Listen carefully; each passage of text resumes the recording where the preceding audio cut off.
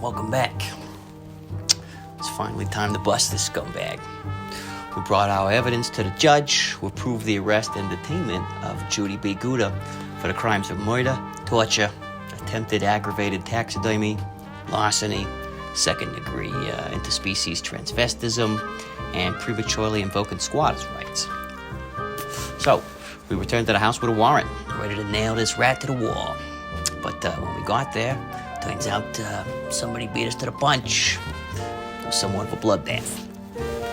The preliminary evidence at the scene suggested the involvement of our exonerated house guests. Scorch marks on the walls, lingering smell of tomato sauce suggested that our old friend Arcaneus has made his presence once more known. Holes punched into every wall with big monkey knuckles, as well as disembodied rat limbs strewed across the ballroom, told us quite clearly that Todd had returned to the scene as well. Further inspection of the were-rat corpses revealed that they all had severely damaged eardrums, indicating the possibility that our old friend Scrotus Bungle Skunk may have performed an original tune here. Furthermore, we got blood spatter, nearby hairballs, fresh panther droppings, all of which suggest the involvement of a large cat of some kind. But while its origins are unknown, word on the street is that our unhoused friend Larwick here keeps company with feral cats and may have let this one out of the bag.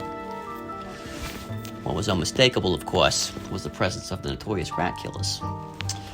Which is to say, the unique configuration of wounds on Junie B's corpse showed pretty significant evidence that she'd been crumpled by the 5-point palm exploding heart technique, a signature of Charity Ann's craftsmanship, so to speak. And of course, this rat, stuck here to the wall with an arrow, tells us all we need to know about Auntie Reynard. So, the real Lady Ainsworth, who was found alive and well, so to speak, provided the only witness account. The story was, of course, corroborated by the evidence at the scene as well as a statement by the coroner. So it appears that our house guests caught Junie B Gouda unawares, at which point Junie offered them a sum of hush money. But Lady Ainsley here claims that our specific party was unwilling to turn a blind eye to the scum of injustice and took it instead into their own hands, or perhaps their own claws. The outcome was 3 dead rats and a violent end to the Gouda crime family. Lady Ainsley claims that she showed her gratitude to the group with a sum of 50,000 schmeckles for their trouble, as well as a particular jewel of interest. However, for that sum of money, which is rather large, there also exists the possibility that she and Auntie Reynard will fuck it. But again, to end the pestilence here of terror, corruption from these rats, you won't hear me complain. Of course, this is also just the start of my night, so corrupted wounds fester all over Baldur's Gate. In some cases, such as these, the necrotic tissues just gotta be surgically removed. Good riddance.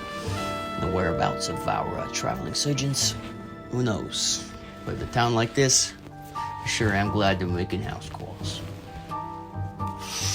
Case closed.